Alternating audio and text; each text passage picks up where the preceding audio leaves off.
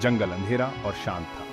पेड़ बिना चांद वाली रात में टेढ़ी मेढ़ी पंजों की तरह दिख रहे थे। परछाइयां इधर उधर मुड़ रही थीं, मानो कोई जिंदा चीज हो। जंगल के बीचों बीच एक ठंडक छा गई। ये उस तरह की ठंडक थी जो हड्डियों तक चुभती थी, एक ऐसी सर्दी जो सिर्फ गर्मी की कमी नहीं बता रही थी, यह डर की बात कर रही थी। यह कोई मामूली जंगल नहीं था। स्थानीय लोग इसे फुसफुसाते जंगल कहते थे और अंधेरा होने के बाद इससे दूर ही रहते थे। कहानियां सुनाई जाती थीं, टिमटिमाते हुए तेल के लैंप के पास फुसफुसाई जाती थी, एक बेचैन आत्मा के बारे में जो जंगल में भटकती रहती है, एक आत्मा जो हमेशा कुछ ऐसा खोजती रहती है जो उसे कभी नहीं मिल सकता। हवा में गीली मिट्टी और सड़ते पत्तों की गंध भरी हुई थी, लेकिन कुछ और भी था। एक हल्की मीठी खुशबू, जैसे हवा में चमेली। ये धूप की गंध थी और ये जंगल के किनारे कुएं से चिपकी हुई थी। कुआं बहुत पुराना था, बिना तराशे हुए पत्थरों से बना हुआ था जो समय के साथ घिसकर चिकने हो गए थे। यह कुआं सदियों पुराना था और इसके पत्थरों पर समय की छाप स्पष्ट दिखाई देती थी। हर पत्थर पर इतिहास की कहानियां बसी हुई थीं, जो अब केवल एक रहस्य बनकर रह गई थी। एक आदमी की बाह जितनी मोटी लताएं उसके चारों ओर सांप की तरह लिपटी हुई थीं, जैसे वे कुएं को अपनी गिरफ्त में लेकर उसे किसी से छुपाना चाहती हैं। ये लताएं इतनी घनी थीं कि दिन के उजाले में भी कुएं के अंदर झांकना मुश्किल था।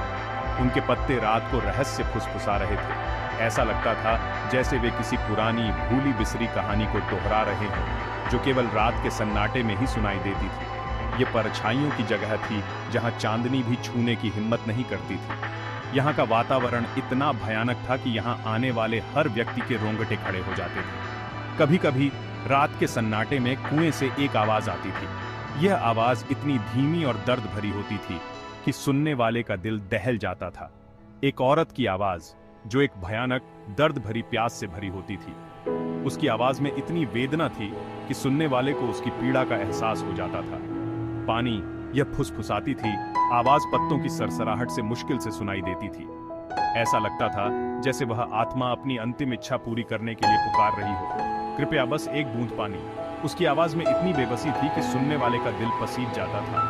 गांव वालों को कहानी पता थी। वे जानते थे कि यह आवाज उस आत्मा की है जो कभी इस गांव से गुजरी थी। वे जानते थे कि आवाज प्यासी आत्मा की है जो हमेशा के लिए कुएं के भीतर फंसी हुई है। उसकी आत्मा को शांति नहीं मिली थी और वह अब भी पानी की तलाश में भटक रही थी। वे जानते थे कि रात में कुएं के पास जाना एक भयानक भाग्य को न्योता देना है, इसलिए वे रात के समय इस कुएं के पास जाने से कतराते थे। ऐसा कहा जाता था कि वह औरत एक यात्री थी जो भीषण गर्मी के दिन गांव से गुजर रही थी।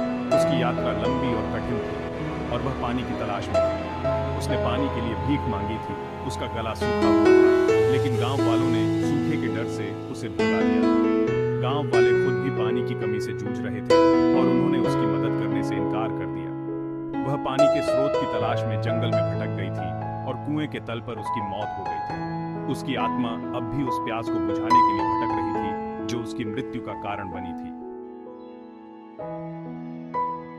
उसका नाम कोई नहीं जानता था या वह कहां से आई थी। उन्हें बस इतना पता था कि उसकी आत्मा प्यास से पागल कुएं से बंधी हुई है। शांति न पाकर वह जंगल में भटकती रही। उसकी आवाज रात में एक दर्दनाक प्रतिध्वनि थी। गांव वाले अपराध बोध से दबे हुए कुएं और उसके आसपास के जंगल से बचते थे। साल बीतते गए और प्यासी आत्मा की कहानी लोक कथाओं में बदल गई। नई पीढ़ी अपनी जिंदगी में उलझी हुई इसे एक बूढ़ी औरतों की कहानी मानकर खारिज कर देती थी, लेकिन डर गहराई से समाया हुआ बना रहा। कुआं अछूता रहा, एक प्यासी जिंदगी का खामोश स्मारक। एक दिन दोस्तों का एक समूह जवानी के अहंकार से भरा हुआ जंगल में डेरा डालने का फैसला करता है। उन्होंने कहानियां सुनी थीं, बिल्कुल, लेकिन उन्होंने उन्हें केवल अंधविश्वास मानकर खारिज कर दिया। वे शहर के लोग थे, उन्होंने घोषणा की, ऐसे ग्रामीण डर से ऊपर। वे फुसफुसाते जंगल में एक रात बिताएंगे और साबित करेंगे कि भूत कल्पना के अलावा और कुछ नहीं है। सूरज के क्षितिज के नीचे डूबते ही वे पहुंचे। आसमान को नारंगी और बैंगनी रंग से रंग दिया। उन्होंने जंगल के किनारे डेरा डाला। उनकी हंसी पेड़ों से गूंज रही थी, उन परछाइयों से बेखबर जो उनके चारों ओर लंबी हो रही थी। जैसे ही अंधेरा हुआ, उन्होंने अलाव जलाया। लपटों ने नाचती हुई परछाइयां डाली जो पकड़ने वाले पंजों की तरह पहुंची। उन्होंने कहानियां और चुटकुले सुनाए। जंगल की खामोशी में उनकी आवाजें ऊंची थी, लेकिन जैसे जैसे रात होती गई उनके ऊपर एक अजीब सी बेचैनी छा गई। हंसी थम गई, उसकी जगह एक तनावपूर्ण सन्नाटा छा गया। हवा ठंडी हो गई, परछाइयां गहरी हो गई। चमेली की गंध हल्की लेकिन अचूक पेड़ों से होती हुई आई। किसी और को प्यास लग रही है। दोस्तों में से एक, राज नाम का एक युवक, कांपते हुए अपनी जैकेट को अपने चारों ओर कसकर खींच लिया। मैं ढूंढ कर लाता हूँ, पास में ही एक कुआं है ना? उसके दोस्तों ने उसे रोकने की कोशिश की। उनका पहले का साहस भूल गया। उन्होंने उसे कहानियों की याद दिलाई, प्यासी आत्मा की। लेकिन राज युवा अहंकार और प्यास के एक शक्तिशाली मिश्रण से प्रेरित होकर सुनने से इनकार कर दिया। उसने एक खाली कैंटीन पकड़ी और चमेली की गंध के पीछे पीछे अंधेरे में गायब हो गया। जैसे ही वह चला, जंगल उसके चारों ओर सिमटता हुआ प्रतीत हुआ, पेड़ खामोश प्रहरी की तरह। पत्तों से छनकर आती चांदनी ने रोशनी और परछाई का एक ऐसा ताना बाना बनाया जो उसकी आंखों को धोखा दे रहा था।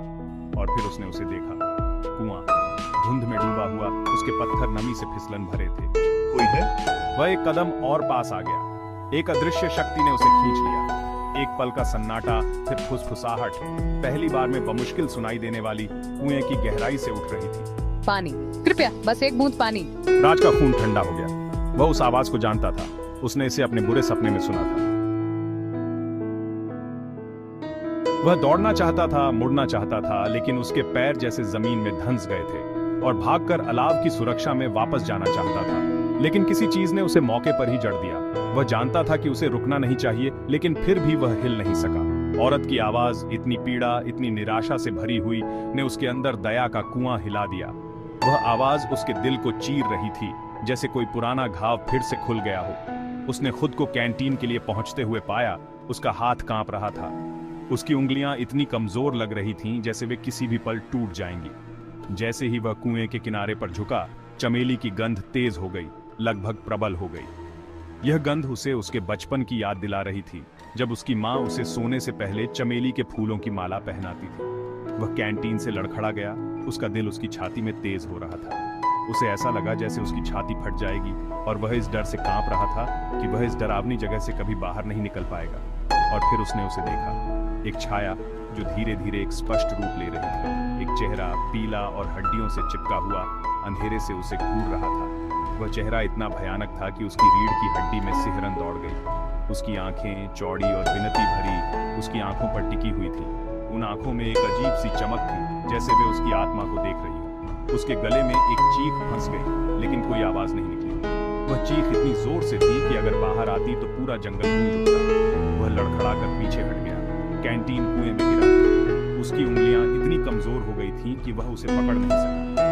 यह पानी से एक आवाज के साथ टकराया जो सन्नाटे में गूंज उठा। वह आवाज इतनी गहरी थी कि ऐसा लगा जैसे वह उसकी आत्मा तक पहुंच गई। कुएं में चेहरा गायब हो गया। उसकी जगह गुस्से से भरा हुआ चेहरा आ गया। वह चेहरा इतना भयानक था कि उसने अपनी आंखें बंद कर ली।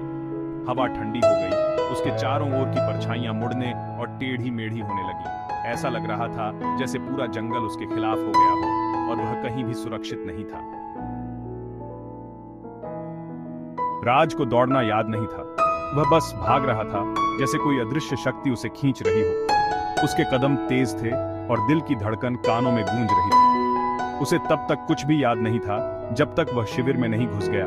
उसके कपड़े फटे हुए थे। उसका चेहरा दहशत से विकृत था। उसकी आंखों में एक अजीब सी चमक थी, जैसे उसने कुछ भयानक देखा हो। उसने बोलने की कोशिश की, अपने दोस्तों को यह बताने की कोशिश की कि उसने क्या देखा था, लेकिन शब्द नहीं निकले। उसकी आवाज जैसे गले में अटक गई थी और उसकी आंखों में डर साफ झलक रहा था। उसने बस इशारा किया। एक कांपती हुई उंगली फुसफुसाते जंगल के बीच की ओर इशारा कर रही थी। उसकी उंगली की दिशा में एक अजीब सी ठंडक महसूस हो रही थी, जैसे वहां कुछ अनजाना छिपा हो। उसके दोस्त उसकी हालत से घबराकर अपना सामान समेटकर भाग गए। उनके दिलों में डर ने घर कर लिया था और वे वहां से जितनी जल्दी हो सके निकल जाना चाहते थे। वे गांव लौट आए। उनकी हंसी शांत हो गई। उनके चेहरे डर से सने हुए थे। उनके मन में एक अजीब सा सन्नाटा था, जैसे कोई भयानक सच उनके सामने आ गया हो। उन्होंने अपनी कहानी सुनाई और इस बार किसी ने इसे मजाक में नहीं लिया। हर कोई ध्यान से सुन रहा था और उनके चेहरों पर चिंता की लकीरें साफ दिख रही थी। राज अपने अनुभव से पागल कभी पूरी तरह से ठीक नहीं हुआ। उसकी आंखों में हमेशा एक डरावनी चमक रहती थी और वह अक्सर अकेले बैठकर अतीत की यादों में खो जाता था। गांव वाले उनके सबसे बुरे डर की पुष्टि करते हुए कुएं के चारों ओर पत्थरों का एक घेरा बना दिया, जो किसी के पास जाने की हिम्मत करने वाले के लिए एक मौन चेतावनी थी। यह घेरा अब एक प्रतीक बन गया था, उस भयानक रात की याद दिलाने वाला। फुसफुसाते जंगल एक बार फिर खामोश हो गए। जवान आदमियों की हंसी की जगह प्यासी आत्मा की दर्दनाक फुसफुसाहट ने ले ली। उसकी प्यास हमेशा के लिए बुझी नहीं। जंगल की खामोशी में एक अजीब सी गूंज थी, जैसे कोई अदृश्य शक्ति वहां मौजूद हो। और पत्तों की सरसराहट में, हवा की आह में कुछ ने कसम खाई कि वे अभी भी उसकी आवाज सुन सकते हैं। ये आवाज एक दर्दनाक पुकार थी जो दिल को चीर देने वाली थी। पानी, कृपया बस एक बूंद पानी। ये पुकार अब भी हवा में गूंज रही थी, जैसे कोई आत्मा अपनी प्यास बुझाने के लिए तड़प रही।